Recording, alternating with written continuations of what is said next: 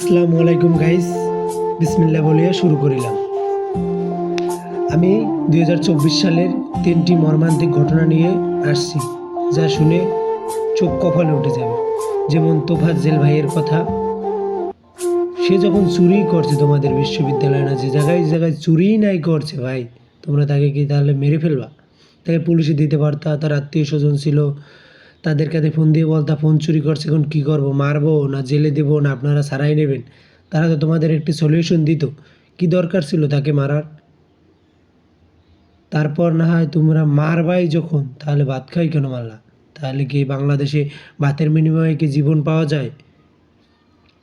তারে তোমরা যখন ভাত খাওয়াইছো, সে তো মনে করছে তাহলে তোমরা আর মারবা না তাকে, তাকে ছেড়ে দিবা। কিন্তু সে তো আর বুঝে নাই যে তোমরা এতটা নিষ্ঠুর, এতটা পাষাণ, তোমাদেরও ভাই থাকতে বইলা তোমরা ভাত খাওয়াইয়ে তাকে মেরে ফেলবা। সে তো বুঝছে তোমরা তাকে ছেড়ে দেবা। তারপর কীভাবে কী নিষ্ঠুরভাবে মারলা? তোমার কি ভাই নাই? তোমার কি বোন নাই? তোমার ভাইকে বোনকে যদি এভাবে মারতো, তুমি সইতে পারতা?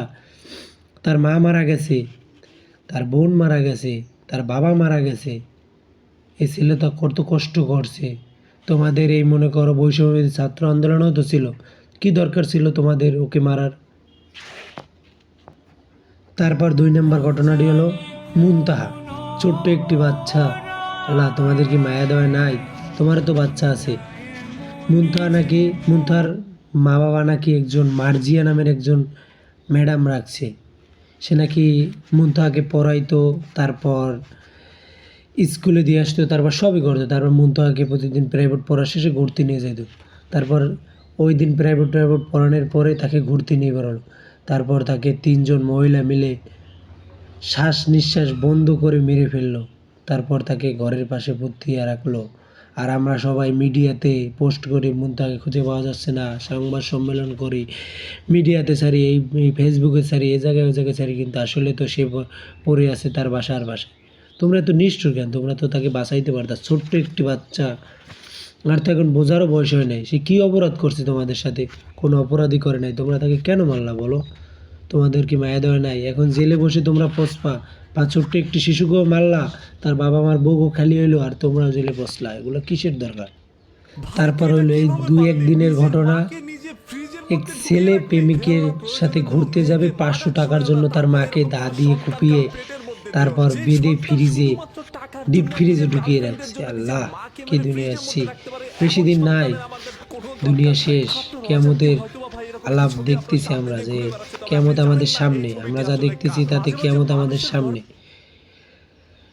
500 টাকার জন্য তুই তোর মাকে মেরে, 500 টাকা তুই মিডিয়াতে এসে শাস্তি যে আমার মাকে আমি মেরে ফেলবো, তোমরা 500 টাকা দাও, তাহলে আমার মাকে আমরা বাঁচিয়ে দেবো। তাহলে আমরা 500 টাকা না, তোর 5,000 টাকা দিতাম, তার থেকেও বেশি দিতাম। তারপর তুই কেন তোর মাকে মারলি? আল্লাহ, তুমি কিছুকে দেখো না এগুলা? ভালো মানুষগুলো নিয়ে যাইতেছে, এরকম কাফের জানোয়ারের বাচ্চাকে নিয়ে যাচ্ছ না? গালি দিতে মন চায়। আমি আমার মাকে না দেখলে, 2 মিনিট না দেখলে নিঃশ্বাস অফ হয়ে যায়। কেমনে পারো? তুই কি জানোয়ার? 500 টাকার জন্য, একটা প্রেমিকের জন্য, যে মা তোরে 10 মাস 10 দিন গর্ভে রাখছে, সেই মাকে কষ্ট দিতে? জানোয়ার। সবাই দোয়া করবেন, আমার ইউটিউব চ্যানেলটি সাবস্ক্রাইব করবেন, লাইক কমেন্ট শেয়ার করবেন। ইনশাআল্লাহ আপনাদের পাশে আছি।